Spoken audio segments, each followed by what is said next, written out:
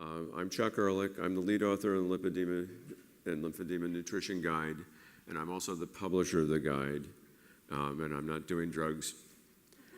And I'm here to talk about basically somebody else's research. This is the research that's been done by the Weizmann Institute in Israel, and then there's been a validation study that was done by Mayo Clinic.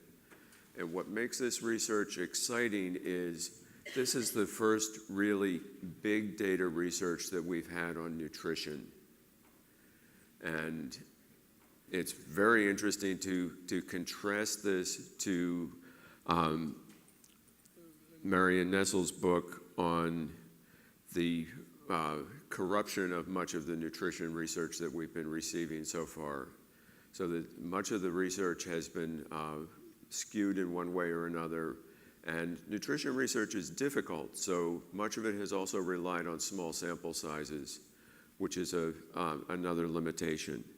This has been a massive sample. This is 800 people, and because we're talking mostly about the primary study, and very detailed measurements over an extended period of time. Now, keep in mind that this study population is the general population. This is not, the people in the studies are not specific as far as we know. Nobody has either lipedema or Derkham's, but they do include a range of BMIs up to 50, and they technically exclude people with previously diagnosed with diabetes, but some of the HbA1cs that are in the sample data set are in the diabetic range, at least according to the revised standard. So this research focuses on post-meal glucose response. Now, what happens is whenever you eat foods, but especially carbohydrates, they're converted to glucose. Your glucose level varies all the time, and they're using meters that are able to track the glucose 24 hours a day for the 7 days of the study period. And so they can see that how the glucose goes up and down. It goes up in response to food, it goes down in response to exercise, it changes during the night when you're sleeping. And what they focused on was measuring what's called the PPGR, the postprandial increase in glucose during the 2 hours after eating. Now, 2 hours is an arbitrary limit, and you need to keep in mind that there are some foods that will elevate the glucose level in some people for like 5 hours or more, and that's pizza. But this is what they're focusing on. They're also not focusing on all nutrients. It's only on glucose response. But post-meal glucose is important because elevated glucose levels are associated with changes in the gut microbiome, and they drive obesity, metabolic syndrome, and many other conditions. And the ideal is to eat foods that are not increasing your post-meal glucose too much, but providing adequate nutrition. Particularly since when a food brings your glucose way up, it will also bring your glucose way down afterwards, and that's not good for you either. Now, in terms of lipedema and Derkham's disease, in lipedema, typically fasting glucose and insulin levels are in the normal range. It may be protective against type 2 diabetes, but one hypothesis is that because the fascia is defective and the extracellular matrix is weak, any extra glucose is getting stored in the lipedema fat. So you want to minimize the extra glucose. In the Derkham's seems to be sort of the opposite problem. The insulin is high, fasting glucose is high, high prevalence of diabetes, and there's so much extracellular matrix that things seem to get stuck in this fat that is less metabolically active than normal fat. So there are several ways of measuring glucose. You can have a blood draw or do a finger prick. We'll give you a point-in-time measurement. There are options for a continuous glucose monitor, like one of the speakers showed earlier. This is there are several models of this that work slightly differently, but it's device that's attached to the body, frequently on the arm or the abdomen, can be in place for a week at a time, and has a wireless transmitter that continuously reads the glucose. And then the other measure that's important is the HbA1c or A1c, which is a blood sample that gives a measure over the past 90 days of the changes in the blood, the glycated hemoglobin, that reflects what the blood levels have been. And this can be tested from a home test or a lab. So for this study, what they did was they had a large cohort of 900 people, and they had extensive data on these people, including stool samples to look at their microbiome, blood tests, in particular the HbA1c, questionnaire on health history, and body measurements of waist, hip, height, everything. And then people kept a food diary during the study period. They were on the continuous glucose monitors, and they had a mix of standardized meals and their normal foods.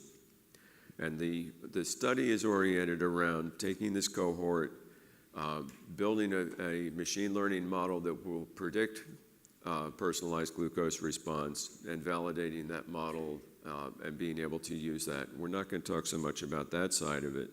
We're talking more about what they found. Because we had said in the introduction to the nutrition guide that your mileage may vary. And now we have the data. We have a lot of data in this paper that shows that individual responses to foods can be very, very different.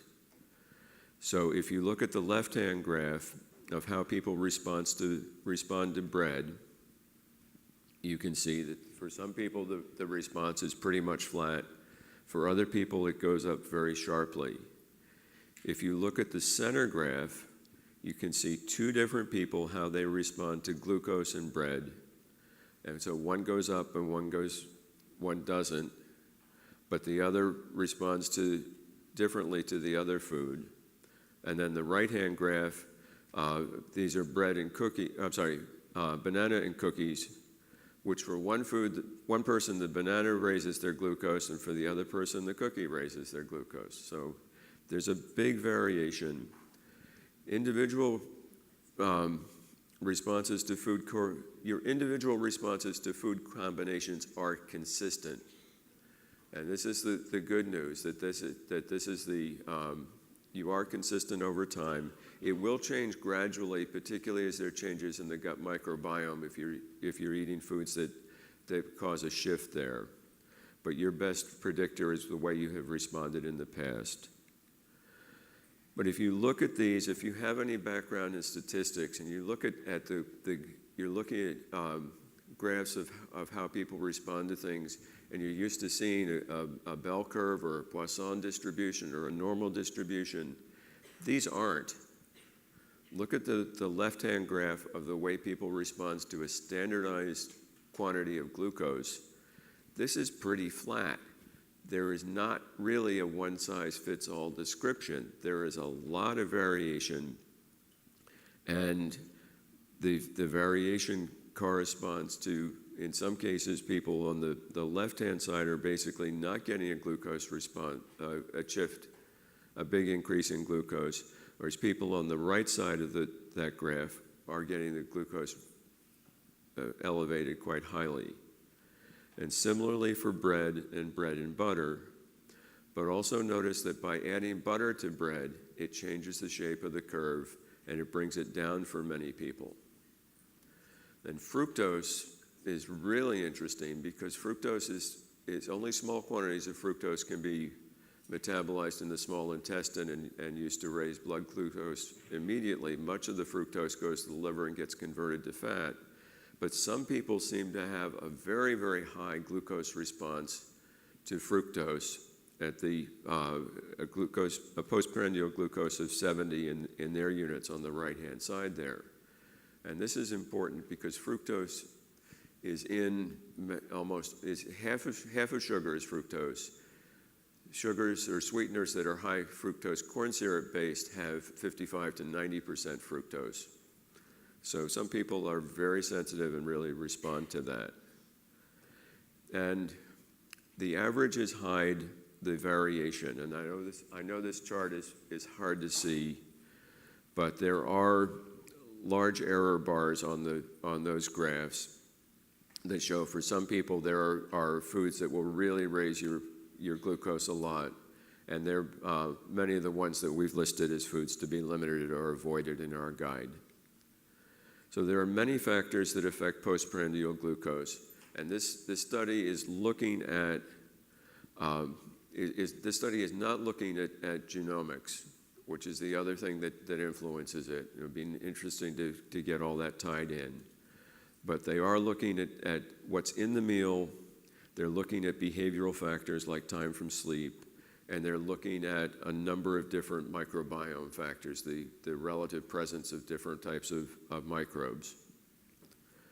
And some of the things that they found is that the way your body responds to glucose may change, and that if you're older or you're routinely having higher glucose levels, this can increase your postprandial glucose response. So you basically become more sensitive to a given amount of carbohydrate.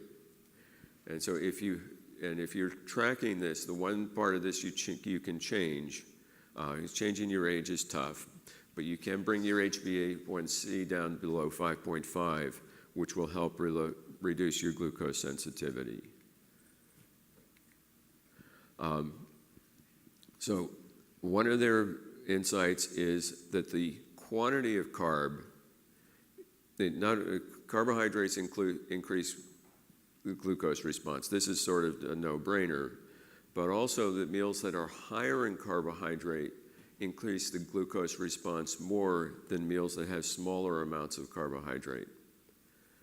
And there are some people for whom they don't respond that much to carbohydrate, but there are some people who are extreme responders and will respond very, very sharply.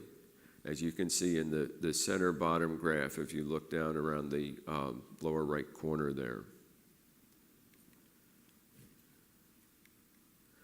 And fat can help reduce the glucose response. This is part of what has happened so that the shift to the shift to low fat has actually resulted in higher glucose levels for many, many people. So that's part of the change that we talked about earlier. So that bread and butter actually has a lower glucose response than bread alone.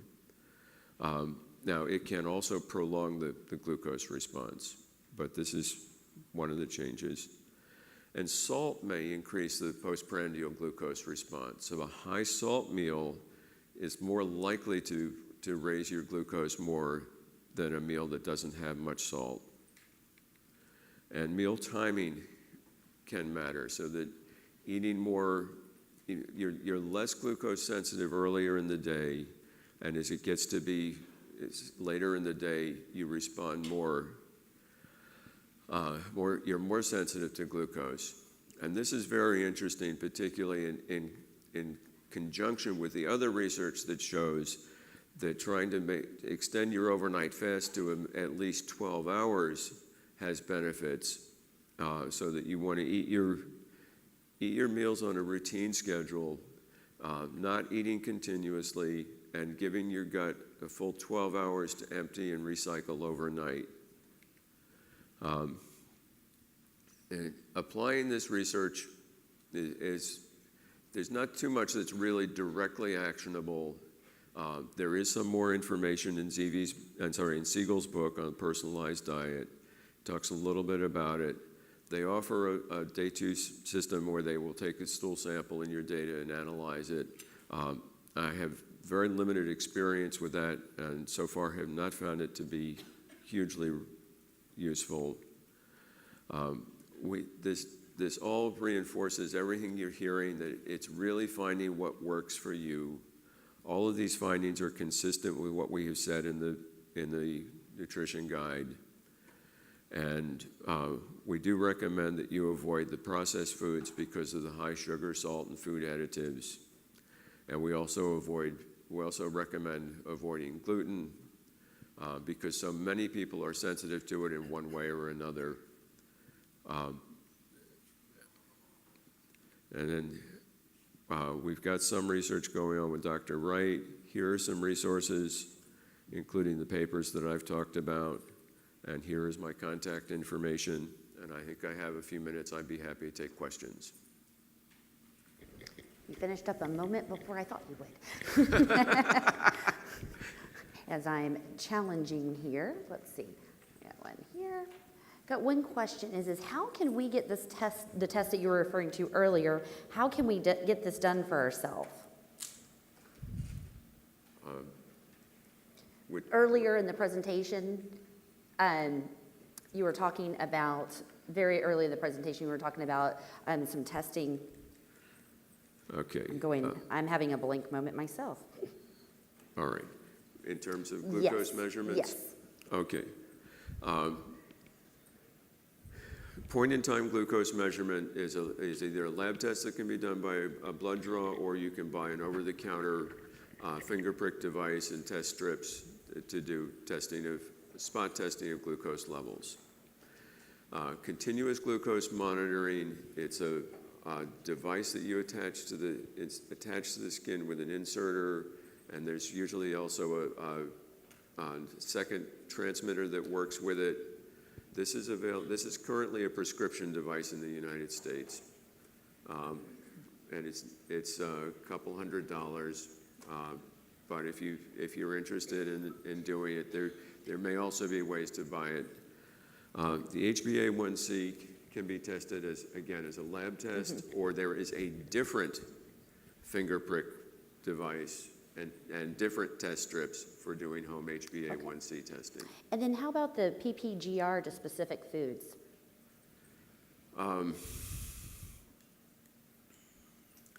If you have the continuous glucose monitor, it will display this graph, and you can see the glucose response to different foods on the monitor.